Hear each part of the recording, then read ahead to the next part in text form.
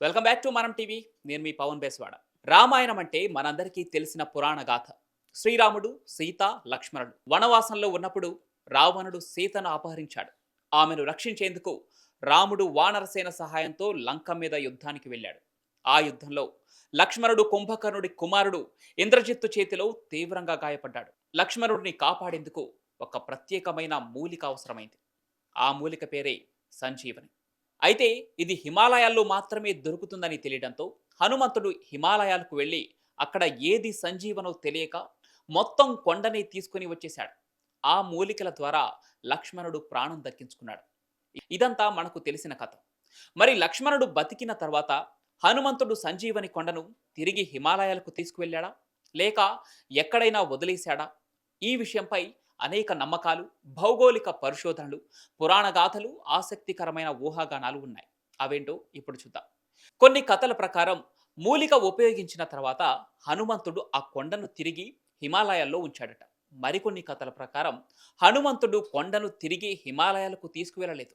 ఆయన దానిని ముక్కలు చేసి కొన్ని చోట్ల వదిలేశాడనే నమ్మకాలున్నాయి. ఆ వదిలిన చోటనే ఇప్పటికీ సంజీవని మూలికలు లభిస్తున్నాయని, వాటికి ప్రత్యేక వైద్య గుణాలు ఉన్నాయని చాలామంది చెబుతున్నారు. దక్షిణ భారతదేశంలో ముఖ్యంగా తమిళనాడు, ఆంధ్రప్రదేశ్, కర్ణాటక, ఒడిశా వంటి ప్రాంతాల్లో హనుమంతుడు సంజీవని కొండ నుంచి కొన్ని ముక్కలు పడిపోయినట్లు చెబుతున్న కొన్ని ప్రదేశాలున్నాయి. తమిళనాడులోని రామేశ్వరంలోని కొంత భాగం, కర్ణాటకలోని కుట్టకల్ కొండ, ఆంధ్రప్రదేశ్లోని కొన్ని ప్రాంతాల్లో ఆయుర్వేద మూలికలు ఎక్కువగా ఉన్నాయని రుజువైంది. శాస్త్రీయంగా పరిశీలించిన కొన్ని కొండల మీద వైద్య గుణాలతో నిండిన అరుదైన మూలికలు దొరుకుతున్నాయి. ఇక్కడ ముఖ్యంగా ఉత్తరాఖండ్ ప్రాంతంలో ద్రోణగిరి పర్వతం గురించి చెప్పుకోవాలి. ఇక్కడి ప్రజలు ఇప్పటికీ సంజీవని మూలికల గురించి కథలు కథలుగా చెబుతూనే ఉంటారు. కొన్ని ఇతిహాసాల ప్రకారం సంజీవని కొండను శ్రీలంకలో ఎక్కడో వదిలేశారని కూడా చెబుతూ ఉంటారు.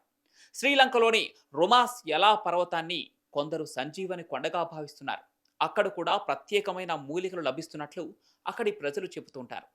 ఇక శాస్త్రవేత్తలు రుమాసెలా ప్రాంతాన్ని పరిశీలించినప్పుడు అక్కడ అరుదైన మూలికలు పెరుగుతున్నాయని, ఇవి ఆయుర్వేద వైద్యంలో ప్రత్యేక స్థానం కలిగి ఉన్నాయని కనుగొన్నారు.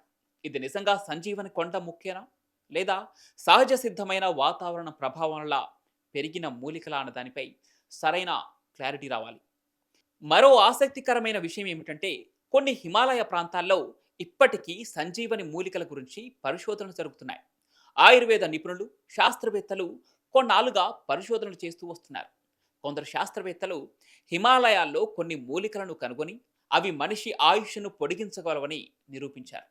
కానీ పురాణగాథల్లో చెప్పినట్లు శరీరానికి తక్షణ ప్రభావాన్ని కలిగించే సంజీవని మూలిక ఇప్పటి వరకు కనుగొనబడలేదు.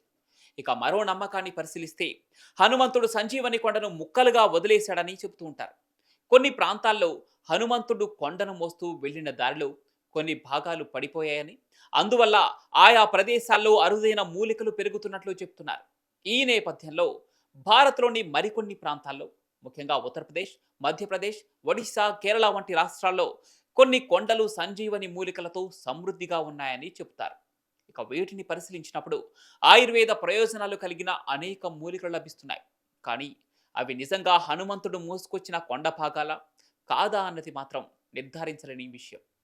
అయితే పురాతన గ్రంథాలను పరిశీలించిన, సంజీవని మూలిక గురించి చెప్పిన వర్ణనలతో ఇవాళ కొన్ని మూలికలను పోల్చినప్పుడు కొన్ని ఆసక్తికర విషయాలు వెల్లడవుతున్నాయి. కొన్ని మూలికలకు నిజంగా శరీరానికి మేలు చేసే గుణాలున్నాయి. కానీ పురాణ గాథల ప్రకారం చెప్పినట్లుగా మనిషిని బతికించే శక్తి ఉందా లేదా అన్నది ఇప్పటికీ అర్థం కాని ప్రశ్న. భారతదేశంలోని ఆయుర్వేద నిపుణులు, పరిశోధకులు ఇప్పటికీ ఈ విషయంలో పరిశోధనలు కొనసాగిస్తూనే ఉన్నారు. మొత్తానికి హనుమంతుడు తెచ్చిన సంజీవని కొండ ఇప్పుడు ఎక్కడ ఉంది అన్న ప్రశ్నకు మాత్రం సరైన ఆధారం చూపించలేకపోయినా, కానీ హిమాలయాల్లో, శ్రీలంకలో, దక్షిణ భారతదేశంలోని కొన్ని కొండల్లో ఇప్పటికీ అరుదైన మూలికలు పెరుగుతున్నాయనే వాస్తవాన్ని మాత్రం కొట్టిపారేయలేం. ఇక ఆ మూలికలు నిజంగానే సంజీవనేనా అనే విషయం మాత్రం శాస్త్రవేత్తలు నిర్ధారించాల్సి ఉంది. మరి మనిషి బతికించగల సంజీవని నిజంగానే ఉందా లేదా అన్నదానిపై మీ అభిప్రాయాన్ని కామెంట్ల రూపంలో తెలియచేయండి. ఈ వీడియో నచ్చితే లైక్ చేసి షేర్ చేయండి. ఇలాంటి మరెన్నో పురాణ గాథల ఇంట్రెస్టింగ్ వీడియోల కోసం మనం టీవీని సబ్స్క్రైబ్ చేసుకోండి.